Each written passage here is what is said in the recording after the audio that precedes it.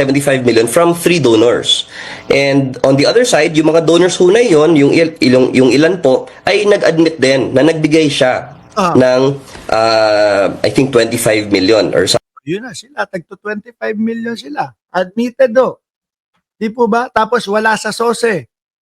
Wala doon sa expenditure niya nung panahon ng election. So hindi mo na maikukonsidera yon na para sa election yon.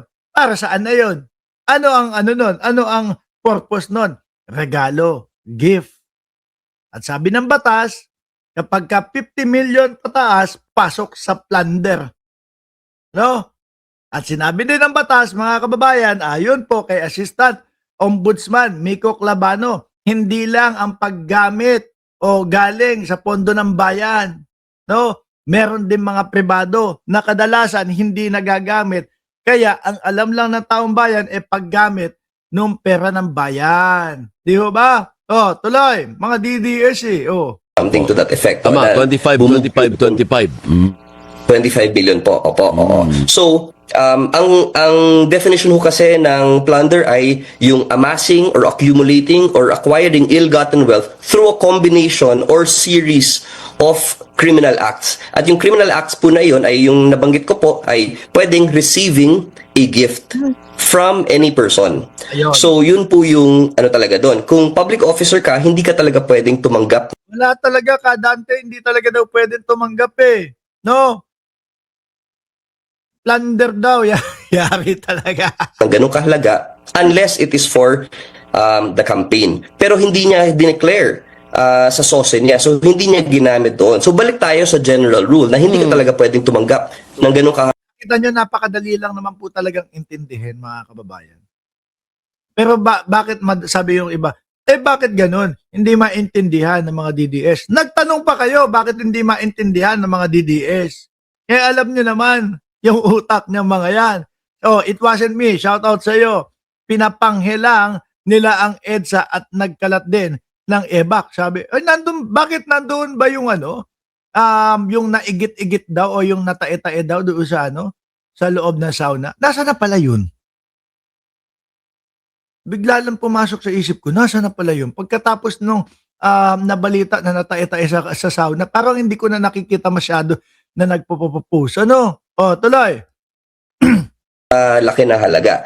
Kahit kami po sa Office of the Ombudsman, kung nakatanggap kami ng ganyang kahalaga, talagang yun, either bribery or even plunder yun. And that goes for any public official. Okay. Miko yun ang Natandaan mo, narinig mo, Rodante Marcoleta, Ma'am Judy Sestina, shout out sa iyo. Ngayon naman po, puntahan naman po natin si Rodante Marcoleta, mga bossing.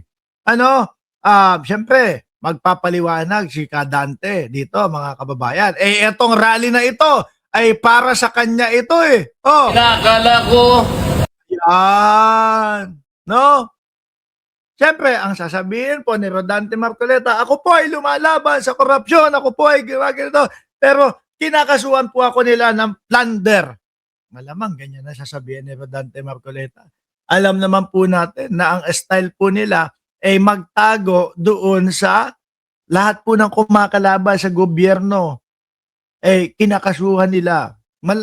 Ganyan naman po sila eh. Pakinggan nyo. Ko na inakala ko na pinakatotoo, the most credible witness ever produced by the Blue Ribbon Committee, Orly Gutesa. Siya lang. Ito ba yung nangyari doon sa INC? Ito ba yung nangyari kanina? Ayan, umuulan, no? Totoo, naniniwala yung mga taga-INC na si kay Orly Gutesa? Kay Orly Gutesa na kinakailangan na i-guide ni Rodante Marcoleta? Kay Orly Gutesa na alam mo na paiba-iba din ang statement? Ang sabi doon sa statement niya, ang sabi doon sa sinulat niya, kailangan ko po ng mga gwardiya, no? Sumailalim sa witness protection, kailangan ng protection. Tapos nung sinabi naman kinausap personal, kailangan mo ba ng protection? Hindi po, matapang po ako. May baril na po ako. Totoo. Kasi ulitin natin. Ang pinaka-credible daw po para kay Rodante Marcoleta, para sa kanya, siya yung nag-presenta nun ay si Orly Gotesa. Yun ay inaakala ko na pinakatotoo, the most credible witness ever produced by the Blue Ribbon Committee, Orly Gotesa. Orly Gotesa. Na hindi na po nagpapakita ngayon, mga kababayan. Inimbitahan po ng Department of Justice para i-cross-examine dahil nga po, syempre, nung unang nakita natin, natunghayan natin ang pagmumuka ni Gotesa, mga kababayan, base doon sa kanyang mga sinasabi, ay ang hirap paniwalaan. Inimbita ng Department of Justice. Punta ka naman, ganito, ganyan. May mga katanungan upang i-cross-examine. Ang putek hindi pumunta. Kinabahan, natakot. Bakit? Ikaw ba naman pupunta ka doon sa Department of Justice nang hindi kasama si Rodante Marcoleta? Paano ka igagay nun? Dahan-dahan ka lang. Yung paragraph 20, hindi mo na naman binasa. Nilalaktawan mo eh. Nagmamadali ka. Walang ganon. Mahirap nga naman yon sa katauhan ni Orly Gotesa ho, mga kababayan. Di ba? Mahirap nga naman iyon.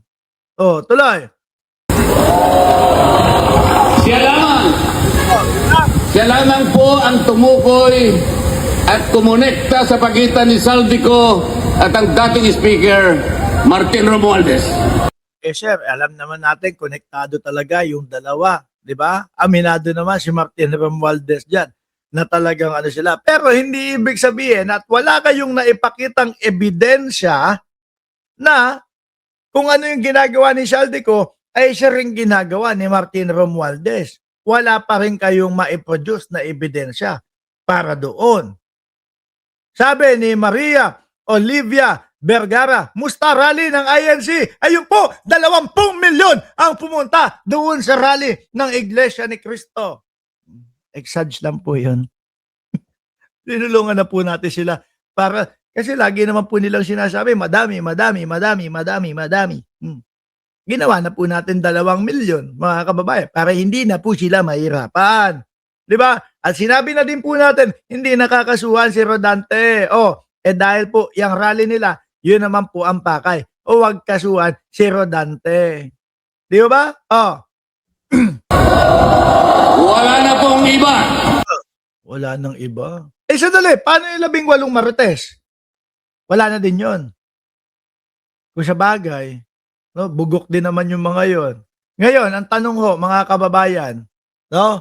Ang tanong natin, ito po bang si Ombudsman Boying Remulla ay palalagpasin yung kaso ni Rodante Marcoleta? Palagay ko po, tingin ko po, hindi, mga kababayan.